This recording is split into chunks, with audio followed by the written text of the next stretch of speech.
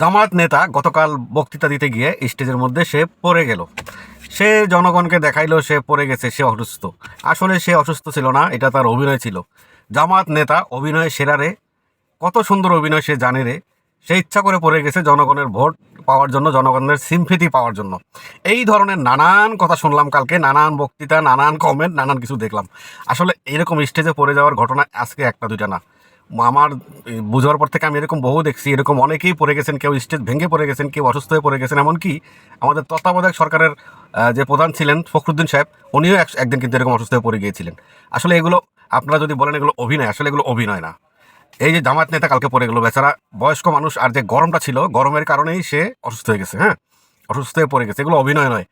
আর এর আগে আমাদের ওবায়দুল কাদের সাহেব পড়ে গেল স্টেজ থেকে, স্টেজ ভেঙে পড়ে গেল, যে স্মার্ট বাংলাদেশ বলতে গিয়া।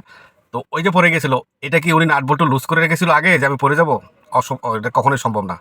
এগুলো অ্যাক্সিডেন্ট, একটা দুর্ঘটনা, এটা হয়ে যায়। ঠিক আছে, এই জন্য বাজে মন্তব্য করা যাবে না এগুলো নিয়ে। এগুলো সত্যিই হয়, এগুলো হয়ে গেছে। আর জামাত নেতা যে মুরব্বী মানুষ, বেচারা দেখেই বোঝা গেছে উনি অসুস্থ। ঠিক আছে, উনি অসুস্থ, সত্যিকারই অসুস্থ ছিল। তারপরেও বক্তৃতাটা চালায় গেছে, এই জন্য তাকে আমি স্যালুট জানাই। যাই হোক, আমরা যারা বাজে মন্তব্য এগুলো নিয়ে করি, এগুলো থেকে আমরা একটু বিরত থাকি। যেটা খারাপকে খারাপ বলবো, আর ভালোকে অবশ্যই আমরা ভালো বলবো ইনশাআল্লাহ। সবাই ভালো থাকবেন। আসসালামু আলাইকুম।